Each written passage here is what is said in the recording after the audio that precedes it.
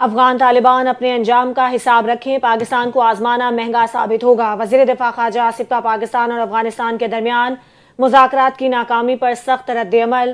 پاکستان نے طالبان کی دھوکہ دہی مزید نہیں سہیں گے۔ سوشل میڈیا پر جاری تفصیلی بیان میں طالبان کو دوبارہ غاروں میں دھکیلنے کی صلاحیت رکھتے ہیں۔ افغان طالبان کی جنگی معیشت صرف تباہی اور خونریزی پر مبنی ہے۔ پاکستان نے امن مذاکرات کی بھرپور کوشش کی، طالبان کی بدنیتی واضح ہے۔ طالبان کی دھمکیاں صرف تماشا ہیں، حقیقت نہیں۔ افغانستان میں طالبان کی حکومت عوام اور ملک کے لیے خطرہ ہے۔ استنبول مذاکرات کا واحد ایجنڈا، افغان سرزمین سے پاکستان پر دہشت گردی کی روک تھام۔ افغان طالبان وفد نے منطقی مطالبات تسلیم کیے مگر کوئی عملی یقین دہانی نہیں کروائی۔ پاکستان نے ٹی ٹی پی اور بی ایل اے کی سرحد پار کارروائیوں کے ٹھوس شواہد میز پر رکھ دیے مگر عملی جواب نہیں ملا۔ وزیر اطلاعات عطا طاہر نے کہا افغان وفد نے مذاکرات سے انحراف، الزام تراشی اور ٹال مٹول اختیار کی۔ پاکستان کی قربانیاں قابل برداشت حد تک پہنچ چکی ہیں۔ صبر کا پیمانہ لبریز، قطر، ترکیے کا شکریہ مگر افغان غیر سنجیدگی کی وجہ سے مذاکرات ناکام۔ امریکی صدر ڈونلڈ ٹرمپ نے فیلڈ مارشل عاصم منیر کو زبردست فائٹر قرار دے دیا۔ جنوبی کوریا میں اپیکس سی او او سمٹ کے دہرانے میں ٹرمپ کی گفتگو، کہا کہ پاکستان کے وزیر اعظم اور فیلڈ مارشل بہت اچھے آدمی ہیں۔ امریکی صدر کا پاک بھارت جنگ میں کردار کا دعویٰ، پاکستان نے بھارت کے ساتھ طیارے مار گرائے، دونوں ایٹمی طاقتیں ہیں، جنگ خطرناک ہو سکتی تھی۔ مودی اور پاکستانی قیادت کو فون کر کے جنگ رکوا دی۔ میں نے کہا جنگ نہ روکی تو 250% ٹیرف لگا دوں گا۔ 2 دن میں دونوں ممالک نے لڑائی بند کر دی، لاکھوں جانیں بچ گئیں۔ پاکستان اور افغانستان کے وزراء داخلہ کی تہران میں اقتصادی تعاون تنظیم کے اجلاس کے موقع پر ملاقات، دونوں رہنماؤں نے مصافحہ بھی کیا۔ وفاقی وزیر داخلہ محسن نقوی نے پاک افغان مسئلے کو بات چیت کے ذریعے حل کرنے پر زور دیا، کہا ہر گھر میں اختلافات کی طرح مسائل کو بھی گفت و شنید سے حل کیا جا سکتا ہے۔ پاکستان میں دہشت گردی کے لیے آنے والے افغان خارجی ستورے کا اعترافی ویڈیو بیان سامنے آ گیا۔ افغان دہشت گرد ستورے خوگیانہ کا تعلق ننگرہار سے ہے۔ ستورے نے کابل میں قلعدم ٹی ٹی پی کمانڈر قاری محمد کے ہاتھ پر بیعت کی۔ کمانڈر قاری محمد نے پشاور میں مدرسے میں داخلے اور کارروائیوں کا حکم دیا۔ ستورے کو قانون نافذ کرنے والے اداروں پر حملوں کی منصوبہ بندی کا ٹاسک دیا گیا۔ افغان دہشت گرد عالم دین پر حملے کی منصوبہ بندی کے دوران گرفتار ہوا۔ راولپنڈی میں غیر قانونی مقیم افغان شہریوں کے خلاف مقدمات درج، افغان شہریوں کو پناہ دینے والے پاکستانیوں کے خلاف بھی کارروائی شروع۔ تھانہ جاتلی اور مورگا پولیس نے 2 الگ الگ مقدمات درج کر لیے۔ مقدمات میں افغان باشندے زاہد خان اور محمد امین کو نامزد کیا گیا۔ ملزمان کوئی ویزا، اجازت نامہ یا مصدقہ دستاویزات پیش نہ کر سکے۔ مالکان نے بھی ملزمان کا کرایہ داری کا اندراج نہیں کروایا۔ پاکستان کی اعلیٰ قیادت نے ترکی کے 102ویں یوم جمہوریہ پر ترک عوام اور صدر ایردوان کو مبارکباد دی۔ صدر آصف علی زرداری نے اپنے پیغام میں کہا کہ ترک قوم کی استقامت اور ویژن پوری دنیا کے لیے مشعل راہ ہے۔ مصطفیٰ کمال اتاتürk ترک کی قیادت نے اصلاحات اور ترقی کی نئی راہیں کھولی۔ وزیر اعظم شہباز شریف نے اپنے پیغام میں ترکی کے 102ویں یوم جمہوریہ ترک عوام کو دلی مبارکباد پیش کی اور کہا کہ صدر ایردوان کی جرأت مندانہ قیادت میں ترکی نے شاندار ترقی اور معاشی بحالی کے سفر طے کیے۔ پاکستان اور ترکی عقیدے، تاریخ اور بھائی چارے کے بندھن سے جڑے ہیں۔ پاکستان اور امریکہ کے درمیان تجارتی معاہدہ، امریکی خام تیل کی پہلی کھیپ ہب پہنچ گئی۔ امریکی خام تیل سے لدا بحری جہاز سنرجیکو آئل ٹرمینل پر لنگر انداز، جہاز میں 10 لاکھ بیرل امریکی خام تیل موجود۔ ریفائنری حکام نے کہا کہ اگلے ماہ ایک اور امریکی تیل بردار جہاز پاکستان آئے گا۔ پیگاسس نامی جہاز 14 ستمبر کو ہیوسٹن سے روانہ ہوا تھا۔ 135,000 ٹن خام تیل کے ساتھ یہ پاکستان آنے والا سب سے بڑا جہاز ہے۔ گرین کلائمیٹ فنڈ نے پاکستان کے لیے $25 کروڑ امداد کی منظوری دے دی۔ قرض کی رقم گلیشیئرز ٹو فارمز منصوبے کے لیے مختص۔ منصوبے کے تحت گلیشیئر سے نکلنے والے آبی نظاموں کو ماحولیاتی اثرات سے نمٹنے میں مدد فراہم کی جائے گی۔ اعلامیے کے مطابق امداد سے سوات کے کسانوں کو زراعت اور آبپاشی کی سہولت فراہم کی جائے گی۔ منصوبہ ایشیائی ترقیاتی بینک کی معاونت سے مکمل کیا جائے گا۔ عالمی ماحول کی بہتری کے لیے پاکستان کو ملنے والی یہ امداد اہم قدم قرار دی گئی۔ راجہ فاروق حیدر نے ایوان صدر کے سیاسی استعمال پر تحفظات کا اظہار کر دیا۔ مسلم لیگ نون پارلیمانی لیڈر نے کہا کہ آزاد کشمیر میں حکومت کی تبدیلی کے لیے ایوان صدر کا استعمال درست نہیں۔ ایوان صدر میں آزاد کشمیر کے سیاسی بحران پر 3 اجلاس ہونے پر سوالات اٹھ گئے۔ وزیر اعظم کی تبدیلی کا فیصلہ نواز شریف ہی کریں گے۔ راجہ فاروق حیدر نے کہا بلاول بھٹو کی زیر صدارت زرداری ہاؤس اجلاس میں کوئی قباحت نہیں۔ ایوان صدر کا سیاسی استعمال غیر جانبداری کے اصولوں کے منافی، وفاقی وزراء کو بھی احتیاط برتنی چاہیے۔ مسلم لیگ نون اور پیپلز پارٹی وزیر اعظم کے خلاف تحریک عدم اعتماد پر متفق۔ پیپلز پارٹی کو تحریک عدم اعتماد کے لیے 36 ارکان کی حمایت حاصل۔ ادھر وزیر اعظم آزاد کشمیر چودھری انوار الحق نے مستعفی ہونے کی شرط عائد کر دی، ترقیاتی فنڈز اور جاری منصوبوں کی گارنٹی مانگ لی۔ نون لیگ کے وزراء اور ٹکٹ ہولڈرز کو بھی آئندہ انتخابات سے قبل فنڈز دینے کی شرط رکھ دی۔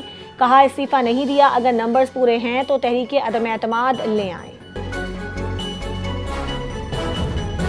اصول بنا لیا ہے کسی کی پگڑی نہیں اچھالیں گے، چیئرمین نیب کا سینئر صحافیوں سے باقاعدہ مکالمہ۔ اسلام آباد سے نشست نذیر احمد نے کہا کہ نیب نے 2.5 سال میں 8,397 ارب روپے کی ریکارڈ ریکوری کی۔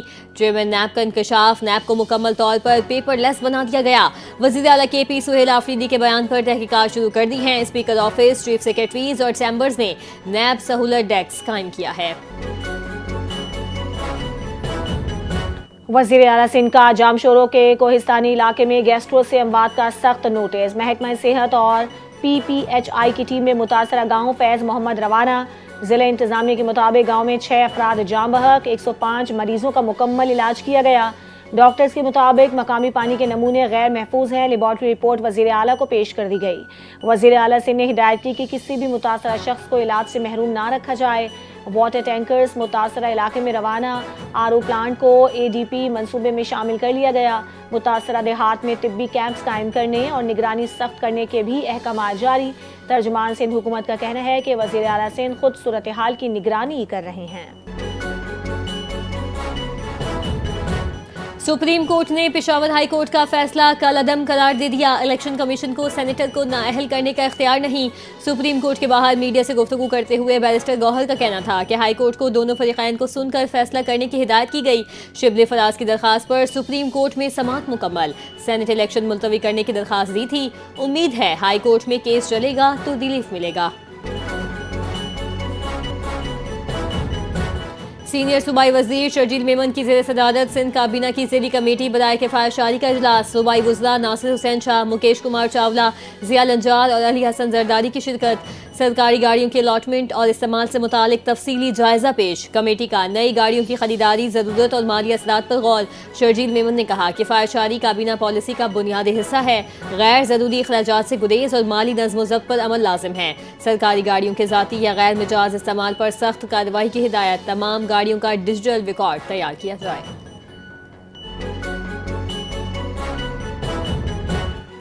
ڈسٹرکٹ اینڈ سیشن کورٹس اسلام آباد نے علی امین گنڈاپور کے وارنٹ گرفتاری جاری کر دیے۔ جوڈیشل میجسٹریٹ مبشر حسن چشتی نے شراب اور اسلحہ برآمدگی کیس کی سماعت کی۔ سابق وزیر اعلیٰ خیبر پختونخوا علی امین گنڈاپور اور وکیل عدالت میں پیش نہ ہوئے۔ عدالت نے مسلسل غیر حاضری پر علی امین گنڈاپور کو گرفتار کر کے پیش کرنے کا حکم دیا۔ کیس کی سماعت 11 نومبر تک ملتوی کر دی گئی۔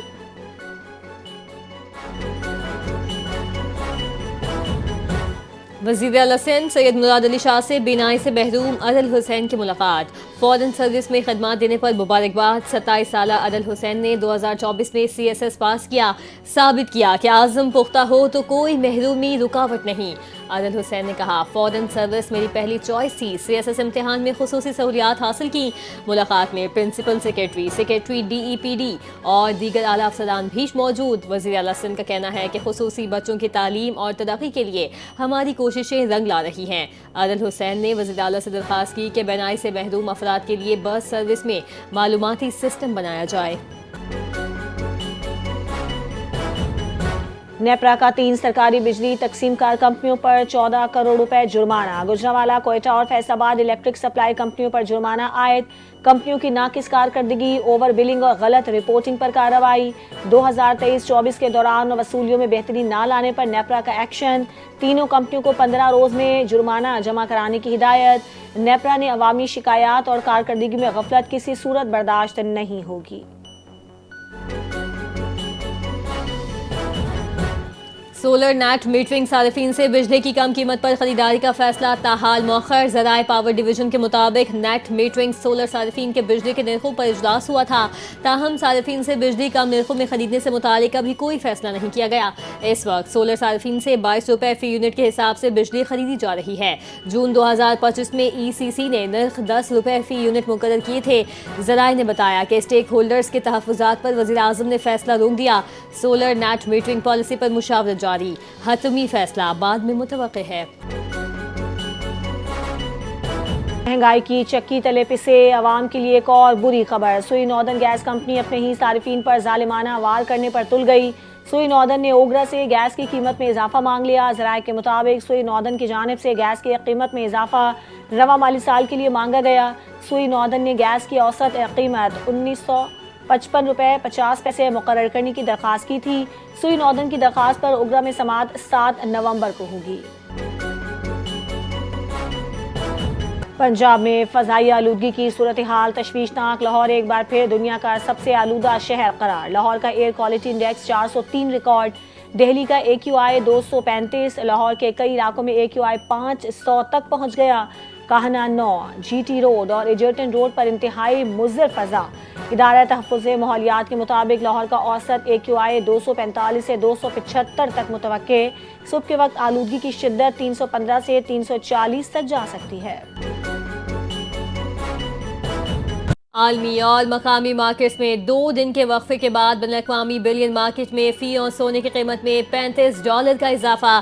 نئی قیمت $3,975 فی اونس کی سطح پر آ گئی۔ عالمی منڈی کے زیر اثر مقامی سطح پر بھی 24 کیرات کے حامل فی تولہ سونے کی قیمت 3005 روپے کے اضافے سے 4,19,862 روپے پر جا پہنچی۔